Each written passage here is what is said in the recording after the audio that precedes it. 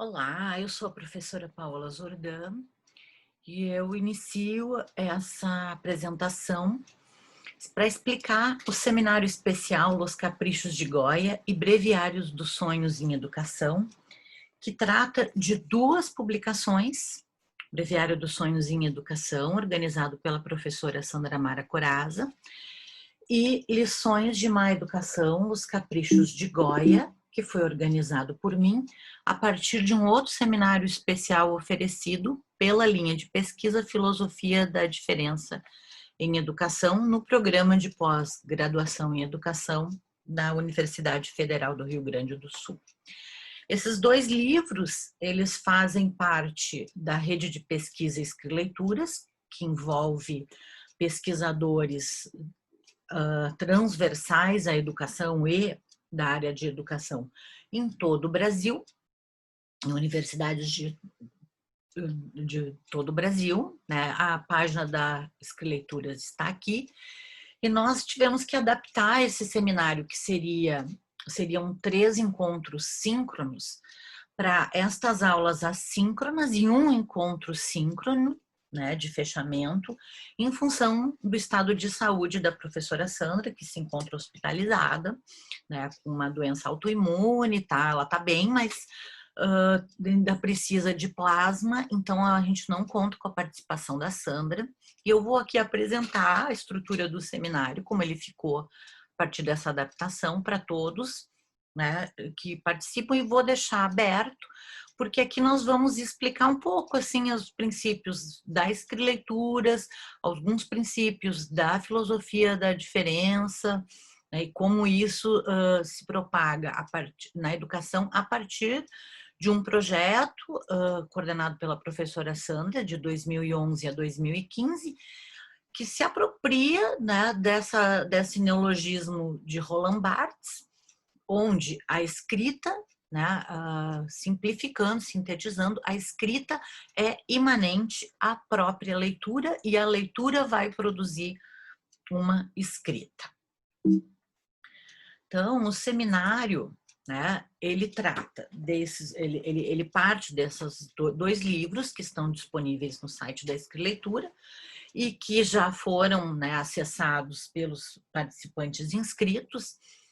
E o tema, né, a gente trabalha tanto nesse livro do breviário. O breviário já tem textos aforismáticos, mas especialmente nos caprichos, a escrita breve, quase haikai, né, o verso, a economia do texto. Então, o trabalho é a escrita breve, mas algumas outras implicações, né, vão ser desenvolvidas nas aulas síncronas, na única aula síncrona que a gente vai conversar, né?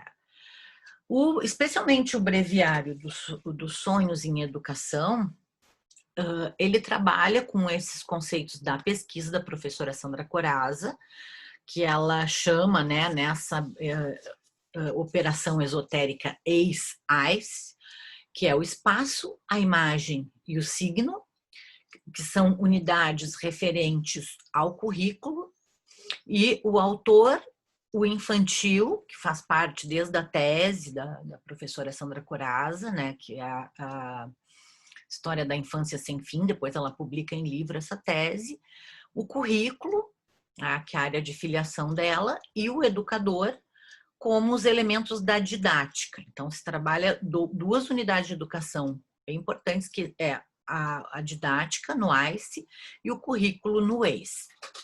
E tudo isso numa proposta de escrita breve, que vai pensar, então, a atual pesquisa dela, que é o sonho, tá? Que eu vou aqui passar muito por alto. A gente vai, o que estava previsto de explanação sobre o sonho da pesquisa da Sandra, vocês vão ter que acessar pela bibliografia e o que ela já está publicando em relação a isso, né? Deu uma palestra no Margs em outubro do ano passado, final de outubro, 29 de outubro, e isso está sendo publicado, né? E nós vamos, essa imanência, escrita, leitura, relações de currículo, a didática, né? A didacália, que vem essa tradução, e a questão da tradução em uma aula, a tradução da própria matéria, em aula, em currículo, isso se operando e se desdobrando no currículo, por um procedimento que é didático, a gente pode fazer uma relação com a filosofia da diferença, especialmente por Gilles Deleuze, que traz esse conceito a partir do pragmatismo inglês iluminista. Então, a minha introdução aqui vai abordar um pouco essa questão do pragmatismo, tá, iluminista, que chega no conceito de empiria, do empirismo, tá? Trabalhar com o prático. E o transcendental, referente ao pensamento, à transcendência, ele entra num registro que não é o da filosofia tradicional, platônica, que aquilo que transcende uma ideia, porque a ideia, aquilo que está no pensamento, desde Spinoza, está no empírico. E esse é o pensamento da imanência, que é o plano, né, de consistência conceitual de uma filosofia da diferença, que tem variações infinitas. Então, aqui, né, eu coloco a voluta barroca, a gente vai ter perpassar esse plano, né, de pensamento que vem desde o barroco, pela variação infinita entre o virtual do pensamento e o atual do mundo extenso, mensurável, que está no mesmo, como se essas duas linhas, embora elas variem infinitamente nessa espiral, nessa voluta, como essas espirais aqui que fazem, tá? Elas, nessa variação, elas vão produzir um pensamento imanente, né? Então, matéria e plano virtual de pensamento, que seria o metafísico, estão entrelaçados, variando infinitamente. Então, é um plano de pensamento matemático e escrileitor, no sentido de que tudo que se escreve, tudo que se lê, parte, né, dessa mesma matéria vivida e sonhada. E aí, né, pensando o sonho como algo, né, que está relacionado sempre ao vivido, não um sonho transcendente. O transcendental como algo que virtualiza aquilo que é material. Tá? Então, esse é o princípio de uma consistência do pensamento da diferença, que se difere do pensamento platônico, da projeção, das ideias. E o que nos interessa aqui, né, enquanto um seminário que vai operar nessa forma remota, gravado à distância, é a questão da regulação. Como é que nós vamos regular? E aí eu pego o Hume, que é um autor, né, do empirismo inglês, e ele vai pensar, vai fazer a partir dessas perguntas. Como é possível uma regra? Como é possível inventar regras? E como se inventa a regra, aquilo que nos regula, né? Em termos práticos, em termos científicos, porque esses dois livros, eles partem de regras, de instruções, não passar de 5 linhas, né? Procurar uma escrita breve, um breviário. Os breviários eram aquelas leituras matinais ou vespertinas, né? Como a gente tem uma relação assim, é um capítulo da Bíblia, ou é um livro de rezas, um livro de horas, né? Livros de máximas, então parágrafos, não mais que 7 páginas, um texto. Então, essas regras de um breviário e as regras, né, aforísticas para a escrita breve. Então, eu trago as perguntas do Hume para pensar que nesse pragmatismo e no empirismo desse autor que escreve o Tratado das Paixões, no século XVIII, pleno iluminismo, porque ele em plena idade da razão, embora ele vá tratar algumas coisas de razão, ele vai pensar a imaginação, né, que é um elemento importante na escrileitura. E a imaginação, né, seguindo o Hume, lido por Deleuze, então o primeiro livro, o primeiro trabalho filosófico do Deleuze, de 1956, é sobre o Hume. E ele vai mostrar um conceito de imaginação, sim, como uma reflexão dos objetos das paixões, né, inclinando aquilo que é a ação de produzir imagens a tais e quais objetos pelos quais nos apaixonamos. E a gente se apaixona por características associadas àquilo que é próprio ao que a gente se apaixona, né? E a imaginação é essa faculdade, né, que vai naturalizar as próprias imagens de pensamento, ou seja, tudo que é do plano virtual, afetado por fantasias pelas quais nos apaixonamos, né? E é determinada por modos de associação que vão fixar essas fantasias.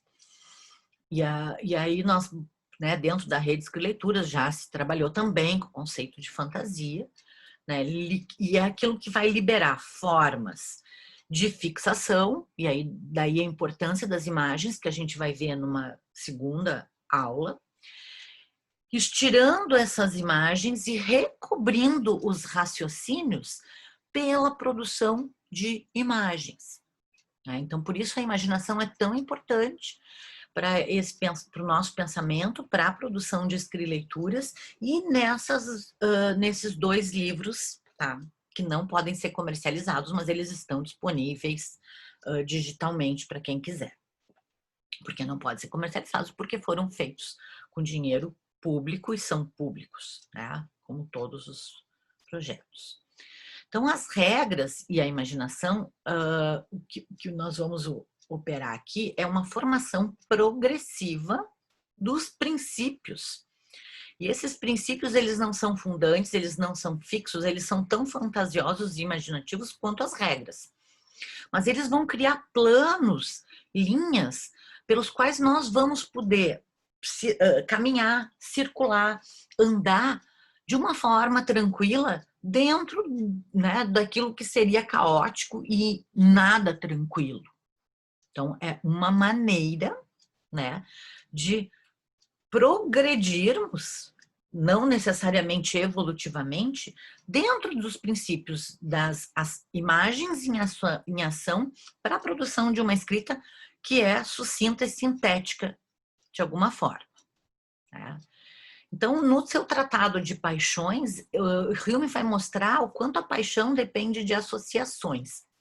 E é nesse sentido que a didática funciona. Então, é associando, né, a cena. Eu não vou falar aqui dos gregos, senão nós vamos ficar 5.000 horas e a gente tem um crédito nesse seminário.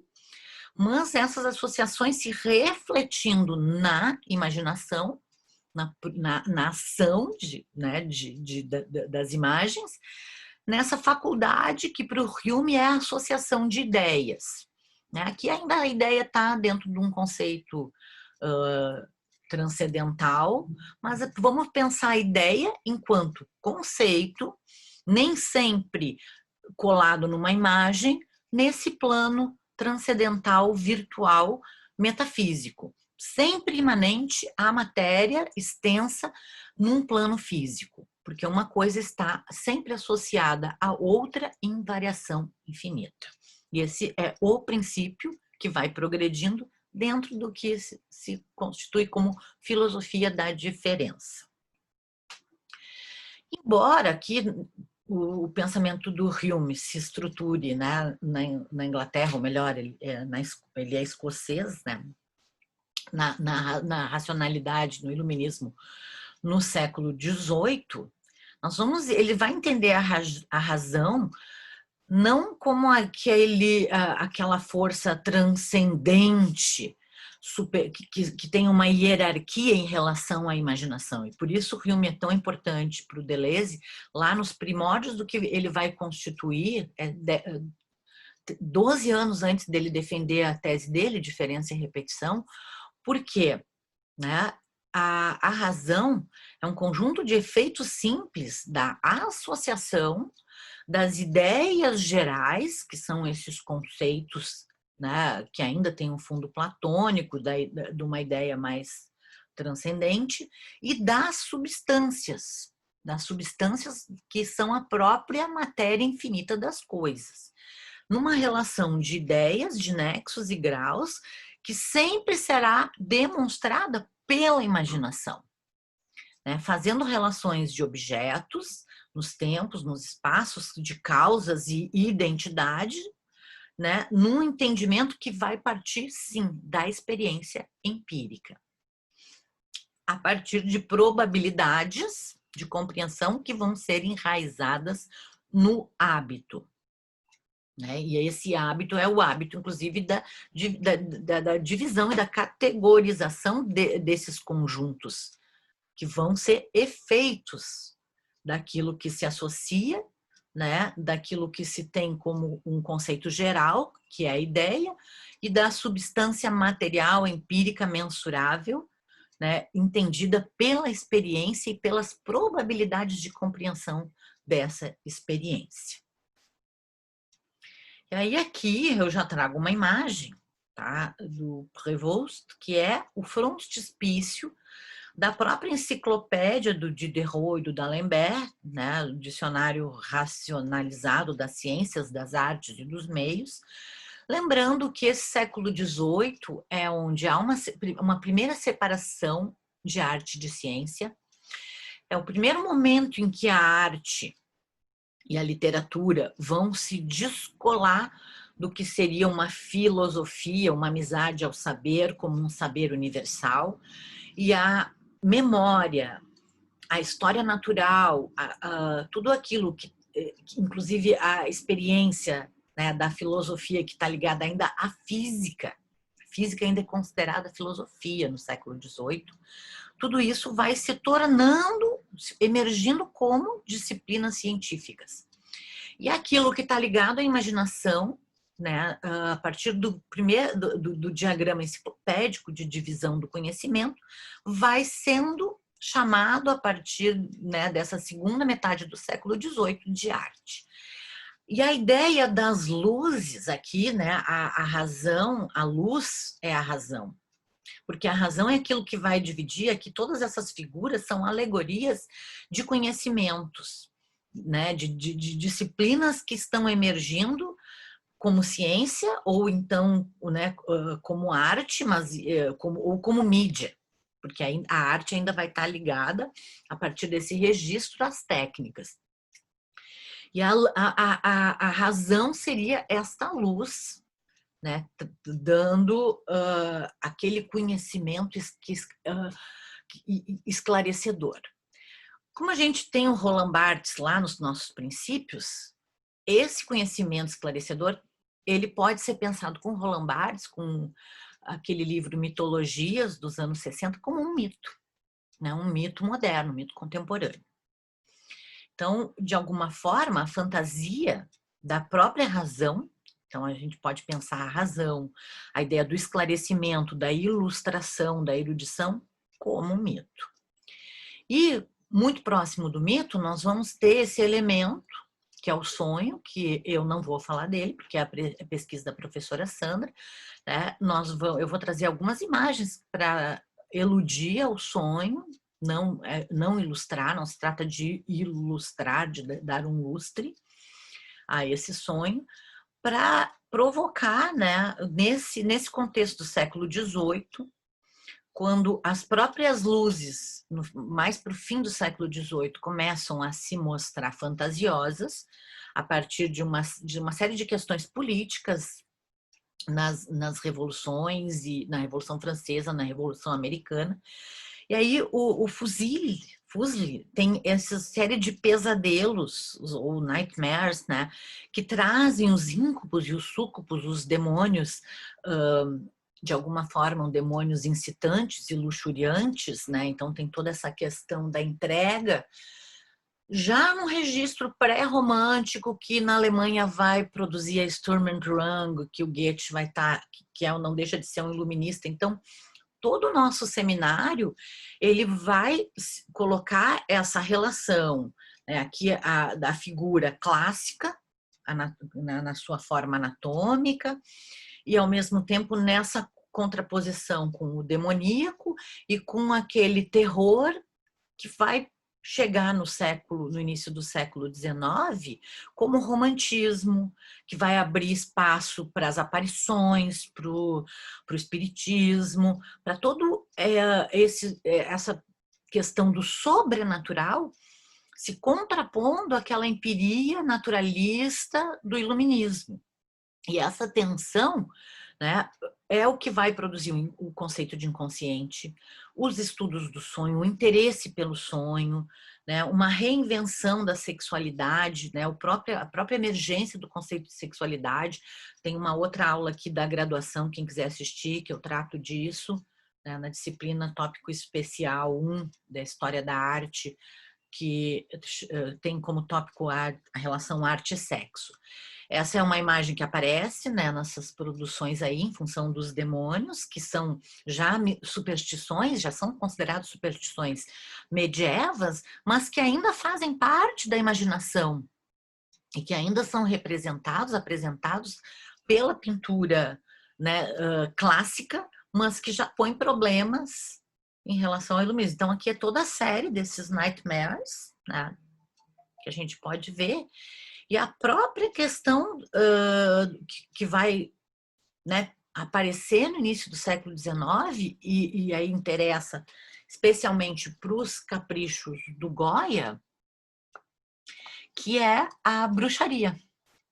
E uma romantização da bruxaria, daquilo que tinha sido perseguido no século, até metade do século XVIII ainda existem, né, especialmente na Espanha, perseguição às supostas bruxas no tribunal, pela Inquisição Espanhola, sendo que o século das fogueiras, são os 1600, é o século XVII.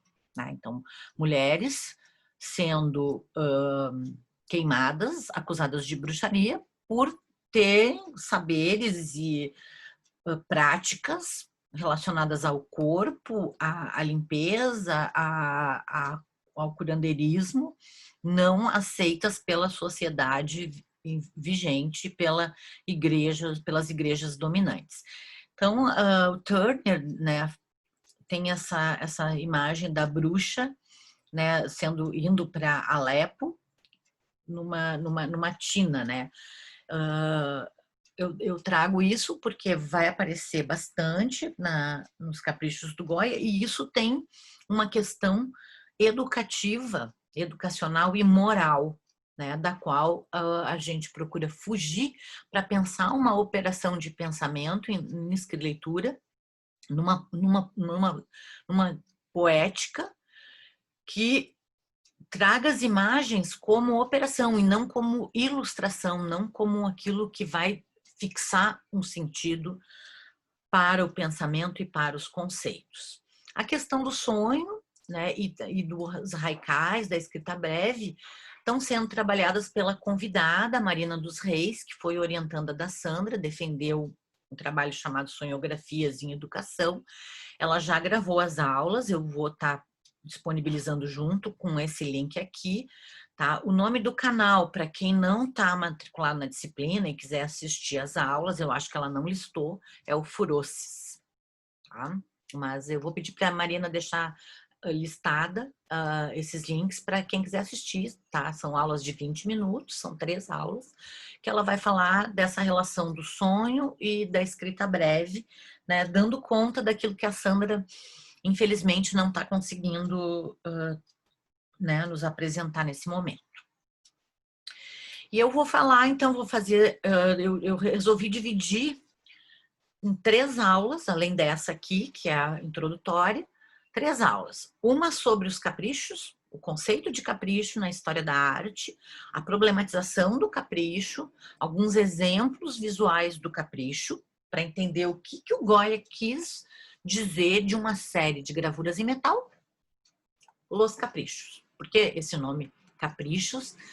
Em 1799.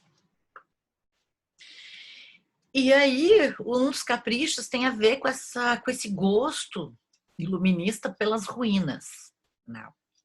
Isso aí, então, assim, isso tem uma pegada pré-romântica, né, o do bucolismo, desse questão do gosto pastoril que está no rococó, já presente nesse momento, que é um olhar para o passado que marca, inclusive, o que vai ter por princípio a história, né, como disciplina do conhecimento. Isso vai aparecer lá na Palavras e as Coisas do Foucault, que vai tratar da emergência das ciências humanas na idade, nesse momento que é o auge do que vai ser dito, idade clássica, que compreende, né, o que a história depois vai classificar como moderno. E essa idade clássica, ela envolve o estilo barroco, o estilo neoclássico, e esse gosto neoclássico aqui é uma ruína, né, de uma torre medieval. Então tem essa questão do que se acredita, né, como se olha esse passado e como aqueles valores desse passado tão extenso que a história nesse momento chama Idade Média, que são 1000 anos, eles estão em ruínas em função das luzes e da razão e do que emerge enquanto ciência moderna e consciência, o próprio conceito de consciência, né, dos fatos e da ruína da crendice. Vou fazer uma aula bem breve, tá? Por isso eu vou dizer um breviário, não vou esgotar a biografia do Goya, embora eu tenha aqui o Todorov, cadê? O Todorov estava aqui do lado. Esse livro, tá? Esse breviário é um breviário desse livro do Tsevan Todorov, que é A Sombra das Luzes, que é uma biografia comentada e crítica da obra do Goya. Tá? Não vou, vai ser breve, porque a gente tem um crédito, já comentei. E vou fazer uma aula um pouquinho mais extensa, tá? Porque daí ela já envolve um interesse de pesquisa que eu acho que eu quero morrer fazendo, que é a questão das emblematas. Eu já vou trazer os tarôs, né? Que é uma grande paixão, que pela primeira vez, na verdade, o meu projeto de tese tinha tarôs, né? Mas de uma forma não como tarô, como o objeto iconográfico de estudo para se pensar a constituição do pensamento e das relações e dos jogos sociais modernos, e hoje as reinvenções dessas imagens, né, na produção gráfica, plástica, pictórica contemporânea. Mas para isso eu vou falar das emblematas, porque a série do Goya, né, ela é uma sátira dos livros de emblemas morais, especialmente do século XVII. Então, essa é uma aula que vai ser um pouquinho mais comprida. A do Goya e a dos Caprichos são aulas curtas, tá? Todas vão estar juntas aqui. Eu pretendo publicar logo. Essa aqui eu já estou publicando para o pessoal do seminário. E aí, até segunda-feira, todos que vão participar da aula síncrona já vão ter essas 3 pequenas aulas e as 3 pequenas aulas da Marina, e assim a gente compôs assincronicamente aquilo que é passível de mostração, apresentação dentro do seminário, para a gente poder conversar na sexta-feira que vem. Então é isso, gente, muito obrigado, tá? Aqui eu termino com um ornamento cartilaginoso, barroco, quando o barroco, na história dos ornamentos, e aí, tá, uma leitura que eu fiz na minha tese, mas assim, muito na margem da tese, é que o ornamento é político, embora ele não pareça, né? O estilo do ornamento tem a ver com uma forma de pensamento, tem a ver com as abstrações de um plano de imanência conceitual que a gente, com Guattari, a gente pode dizer que está impregnando uma paisagem existencial. E quando o ornamento barroco vai se tornando abstrato, né, e a gente chama cartilaginoso porque ele parece um osso aberto, há uma abstração do próprio pensamento.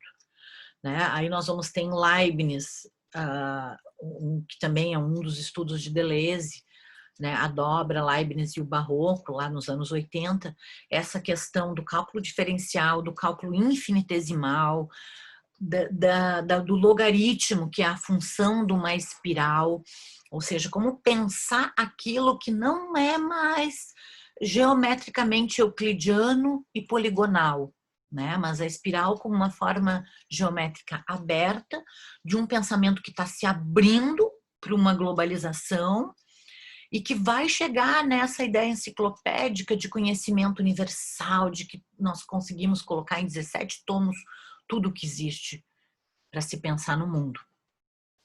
Possível, né? Mas, enfim, hoje a gente lida com os impossíveis. E nesse período clássico, onde o Goya vai produzir os caprichos e o conceito de sonho vai chegar na psicanálise, vocês vão ver na fala da Marina, começa a se lidar com o impossível. Então, termino por aqui e até a próxima.